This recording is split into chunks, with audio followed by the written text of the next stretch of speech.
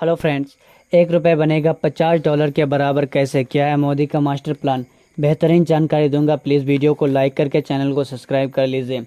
Indian government 11 जुलाई 2022 को announcement किया कि इंडियन फीडर्स अब डॉलर में नहीं बल्कि इंडियन रुपीस में इंटरनेशनल ट्रेड कर सकेंगे, जिससे अमेरिका और ब्रिटेन की नींद उड़ चुकी है। 50% ग्लोबल ट्रेंड सिर्फ नेटवर्क के जरिए ही होते हैं, जिसे कंट्रोल करता है यूएस और यूके। लेकिन अगर इंडिया को भी अपनी करेंसी का वैल्यू बढ़ानी है तो उसे यूएस की तरह दिमाग से खेलना होगा। वर्ल्ड वार 2 के समय हथियार की डिमांड पूरी दुनिया में सबसे ज़्यादा थी, जिसे पूरा कर रहा था यूएस, और पेमेंट आते थे गोल्ड या पाउंड्स में। धीरे धीरे देशों का पैसा ख़त्म होने लगा और उस वक्त यूएस उन देशों को लोन देने लगा, और वो भी डॉलर में।